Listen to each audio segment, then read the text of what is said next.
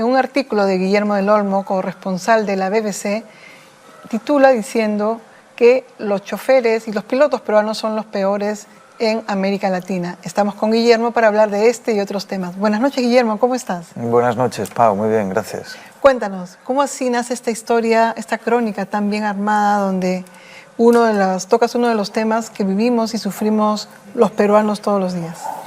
Bueno, pues nace de mi experiencia, ¿no? Cuando a mí me envían aquí como corresponsal, pues obviamente me veo en la necesidad de desplazarme por la ciudad, de ir a cubrir acontecimientos, de atender mis propios asuntos de mi vida personal.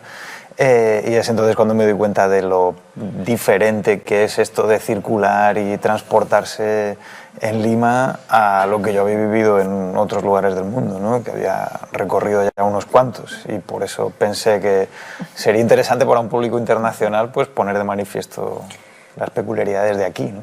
Guillermo, buenas noches. A ver, si bien es cierto, este artículo no muestra lo bonito del Perú, no muestra lo bonito de la capital, muestra todo lo desafiante que tendría que pasar un ciudadano que llega a la capital y se queda por unos días, porque una cosa es que venga por un par de horas o esté en una sola actividad, y otra es que conviva con la ciudadanía.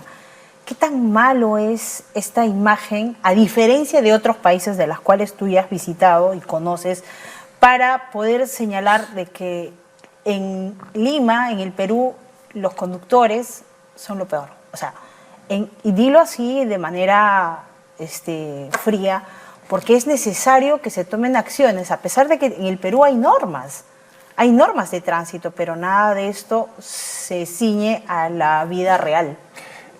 Bueno, quizás habría que hacer un comentario de inicio, que es que esa conclusión, la de que los peruanos son los peores conductores de América Latina, en realidad no es mía, es una conclusión de un informe de una consultora internacional que estudia estos temas. Y bueno, pues en el ranking mundial de donde peor se conduce, colocó en primera posición, creo que recordar que era Bangladesh, algún país del sudeste asiático, y en el segundo lugar estaba Perú.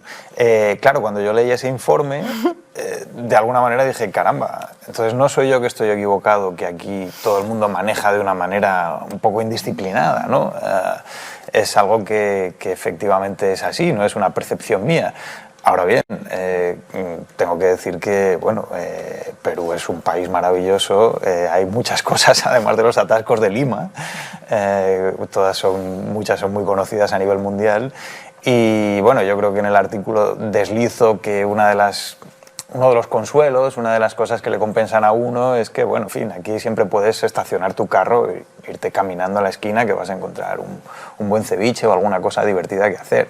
Pero si hablamos solo del tráfico y de la circulación, que es un tema, yo creo, importante, porque al final estamos hablando de que es un tema que a veces cuesta vidas, ¿no? Lamentablemente, pues es verdad que es uno de esos campos en los que parece que el Perú puede mejorar todavía bastante. Claro, el tema es ahí, por ejemplo, el transporte público, ¿no? Que creo que eso hace que en este país, a diferencia de otros, las autoridades no se desplazan en el transporte público, que creo que es la gran diferencia, como en otras capitales, ¿no?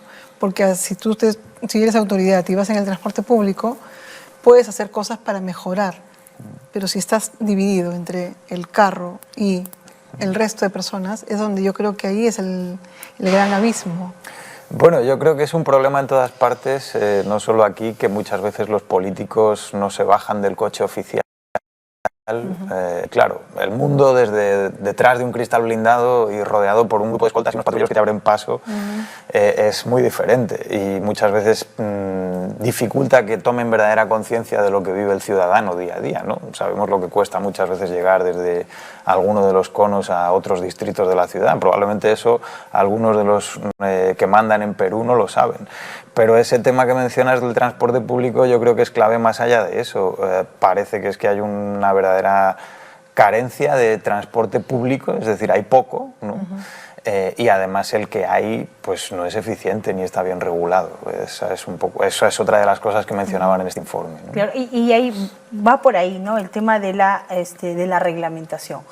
Pero, a ver, ¿cuál es tu análisis, tu balance? Ya el diagnóstico y tu balance está en el artículo, pero todo esto, ¿qué amerita? ¿Cuál es tu análisis para señalar esta perspectiva? ¿Es que ha aumentado el mercado automotor en la capital en demasía, no se ha regulado? ¿Qué aspecto tendríamos que tomar en cuenta para poder analizar de manera profunda? Bueno, es un hecho que Lima es una ciudad congestionada. Creo que son más de 10 millones de habitantes. Es una ciudad que además, como otras muchas de Latinoamérica, ha crecido de una manera muy desordenada, ha crecido sin una planificación previa. Hay muchas vías que no están bien diseñadas y que no tienen la capacidad para absorber la cantidad de tráfico que tienen que absorber. Y bueno, yo después de hablar con algunos expertos en este tema, pues llegué a la conclusión de que hay un problema en el sentido, con la liberalización radical que se hizo del transporte público en los años de la presidencia de Alberto Fujimori, porque permitió que ese sector creciera de una manera desordenada y permitió además que muchos de quienes se dedican a estos servicios pues no cumplan unas mínimas condiciones que en otros países sí se les exigirían, ¿no? Y eso tiene consecuencias en la congestión del tráfico, tiene consecuencias en los riesgos que corren los limeños cuando se desplazan y tiene consecuencias también sobre la calidad del aire que respiran los limeños, que ese tampoco es un tema menor, ¿no? Esta es una ciudad muy contaminada y la contaminación, sabemos, está comprobado que reduce la esperanza de vida de la gente, ¿no? Es inevitable no preguntarte, digamos, ya como corresponsal aquí, ¿cómo estás viendo el Perú, digamos, el Perú desde que asumió Dina Boluarte sucediendo a Pedro Castillo? Una actividad que ha sucedido en el Perú desde el 2016, ¿no? Tantos 6 presidentes, una protesta con 49 muertos y una situación ahora anómala en el sentido de que según la última encuesta de poder de Semana Económica es Dina Boluarte, Otárola, primer ministro, y Keiko Fujimori. Una suerte de triángulo del poder que quiere llegar hasta el 2026. ¿Tú lo ves parecido? ¿Cómo ves la situación política en este momento, Guillermo? Bueno, desde una gran inestabilidad, de una gran precariedad, desde hace algún tiempo ya, ¿no? Como tú dices, han sido muchos presidentes en muy pocos años y además una sucesión muy atropellada de unos y otros, ninguno... o son excepcionales los que han terminado de una manera bien o decorosa. No sabemos lo que puede pasar. Vivimos al comienzo de la presidencia de Boluarte una ola muy fuerte de protestas. Vivimos esa violencia que has mencionado y sabemos que ese descontento de alguna manera ahora ha dejado de manifestarse. No podemos decir que haya desaparecido, no hay motivos para pensar que ha desaparecido, pero sí parece que ha dejado de bullir tanto. Ahora, ¿cuánto puede durar esta aparente calma? Pues yo no pronosticaría que mucho, aunque puedo equivocarme, y me imagino que a medida que se acerque la fecha de una nueva convocatoria electoral, pues poco a poco las tensiones políticas irán aflorando de nuevo. Pero como bien sabéis vosotros, aquí en Perú hacer pronósticos es casi suicida, ¿no? Entonces cualquier cosa puede suceder en cualquier momento. Y claro, pero la imagen propia a nivel internacional, la BBC ha estado coberturando todo lo que el Perú ha vivido desde diciembre del 2022, enero del 2023.